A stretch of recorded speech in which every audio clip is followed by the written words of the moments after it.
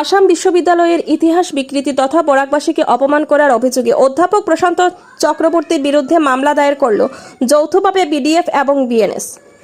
আসাম বিশ্ববিদ্যালয় আসাম চুক্তির ফসল এই ভুল তথ্য প্রচার করার জন্য বিতর্ক তৈরি হওয়ার পরিপ্রেক্ষিতে বরাকবাসীকে মেরুদণ্ডহীন বরাক্কি বাঙালি বলে অভিহিত করেছিলেন বাংলা সাহিত্য সভার মুখ্য সম্পাদক প্রশান্ত চক্রবর্তী, যার পরিপ্রেক্ষিতে তাকে বরাকবাসীর কাছে ক্ষমা চাইতে হবে বলে দাবি জানিয়েছিল বরাক ডেমোক্রেটিক ফ্রন্ট।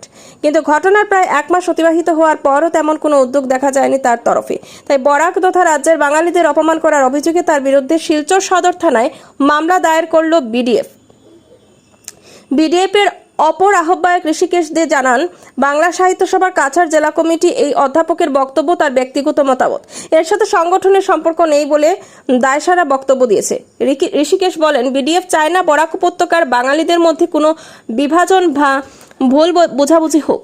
তাই তিনি চান যে বাংলা সাহিত্য সভার স্থানীয় কমিটি আসাম বিশ্ববিদ্যালয়ের আসাম আন্দোলন না বরাকবাসীর আন্দোলনের ফসল সে ব্যাপারে স্পষ্টীকরণ দিক। বাঙালি নবনির্মাণ সেনার পক্ষ থেকে সুমন দে এবং দুলাল ভৌমিকও জানান, তারা এর আগে আসাম বিশ্ববিদ্যালয় প্রতিষ্ঠা নিয়ে মিথ্যা তথ্য এবং বরাকের বাঙালিদের অপমান করার জন্য প্রশান্ত চক্রবর্তীকে সবার কাছে ক্ষমা চাইতে বলেছিলেন, কিন্তু তিনি ক্ষমা চাননি। তাই বিডিএফ এর সাথে যৌথভাবে তারাও বাংলা সাহিত্য সভার এই সাধারণ সম্পাদকের বিরুদ্ধে মামলা দায়ের করেছেন। তারা প্রশাসনকে অবিলম্বে এ ব্যাপারে উপযুক্ত পদক্ষেপ গ্রহণ করার আবেদন জানিয়েছেন। গত 19 মে প্রশান্ত চক্রবর্তীর এই বিতর্কিত মন্তব্যের পর আমরা ভেবেছিলাম যে বাংলা সাহিত্য সভার যে এখানের যে শিলচরের কার্যকর্তা আছেন ওনারা না হয় এই ব্যাপার নিয়ে স্পষ্টীকরণ দেবেন একটা বা নিন্দা প্রস্তাব আনবেন, কিন্তু আমরা পরিলক্ষিত করলাম যে ওনারা প্রশান্ত চক্রবর্তীর বক্তব্যে সহমত পোষণ করছে না এই বলেই দায় সেরেছেন, যেটা আমরা আশা করিনি।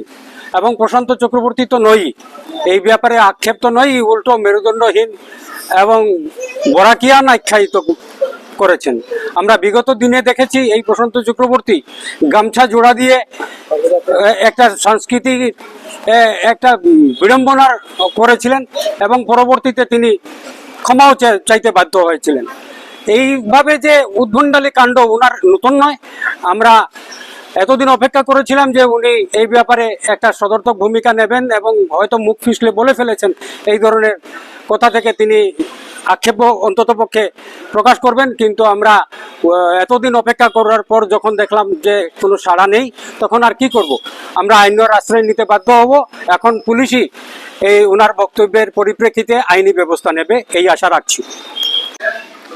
বিএনএস মানে বাঙালি নবনির্মাণ সেনা আর বিডিএফ যৌথভাবে আজকে আমার পূর্ব বক্তারা যে কথাগুলো বলেছেন, যার বিষয়ে উনি মনে করি একটা জাতিকে আঘাত করেছেন। এভাবে কোনো জাতিকেই উদ্দেশ্য করে এর মন্তব্য করা উচিত নয় আমার মনে হয়। তারপরও এমন দিন করেছেন যেদিন এই জাতির একটা আত্মসম্মানের একটা ভীষণ বড় দিন 19 মে, যেটা আমরা পূর্বপুরুষ থেকে পালন করে আসছি, আজ অবধি পালন করে আসছি। যদিও এটার কোনো সুরাহা হয়নি সরকারের তরফ থেকে, কিন্তু আমরা প্রত্যেকবারই দাবি রেখেছি, আবেদন জানিয়েছি, অনুরোধ জানিয়েছি, এবারও সেরূপ করছি। কিন্তু ওই দিন এই মহাশয় যেভাবে আমাদের বরাকের অপমান করেছেন, বরাকি বলে আর বাঙালিদের মেরুদণ্ডহীন বলে একটা জাতিকে নিক্ষেপ করেছেন উনি উক্তি, এটা উচিত হয়নি আমার মতে। তাই আজকে আমরা যৌথভাবে বরাক ডেমোক্রেটিক আর বাঙালি নবনির্মাণ সেনা উনার বিরুদ্ধে আমরা অপেক্ষা করেছি অতদিন। যদি উনি নিজের থেকে স্লিপ অফ টাং, অনেকের অনেক সময় হয় মুখ থেকে ফিসলে যায় অনেক কথা, এতে যদি কেউ অ্যাপোলজি স্বীকার করে তখন সেটা ক্ষমাপ্রার্থী হয়ে যায়। কিন্তু আমরা অপেক্ষা করেছি যে উনি বিপরীত কিছু একটা বলবেন এইটার বিষয়ে, উনার ভুল হয়েছে বা একটা জাতিকে এরকম ভাবে উদ্দেশ্য করে বলা উচিত হয়নি। এটা বললেও আমরা হয়তো চুপ থাকতাম, কিন্তু আমরা অনেকদিন অপেক্ষা করেছি, আগেও এরকম অনেক কিছু আমরা পেয়েছি উপহার, যেগুলো আমাদের সহ্যের বাইরে।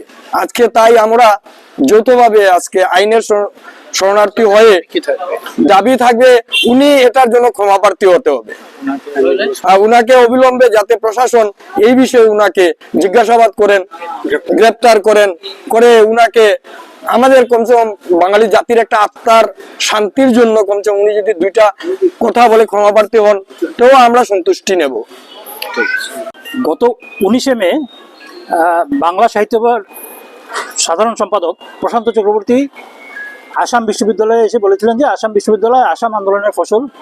তারপর এই নিয়ে সারা বরাক জুড়ে বিতর্ক তৈরি হয় এবং সেই বিতর্কের পরিপ্রেক্ষিতে তিনি তার বক্তব্য সংশোধন তো করেননি, উল্টো বরাকবাসীকে মেরুদণ্ডহীন এবং বরাকি বাঙালি বলে অভিহিত করেছিলেন।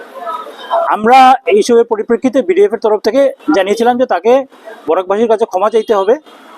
হয়তো এটি একটি তথ্যগত ভুল হয়েছে বা তিনি রাগের বশে করে ফেলেছেন। আমরা অপেক্ষা করেছি 1 মাস যে তিনি ক্ষমা চাইবেন,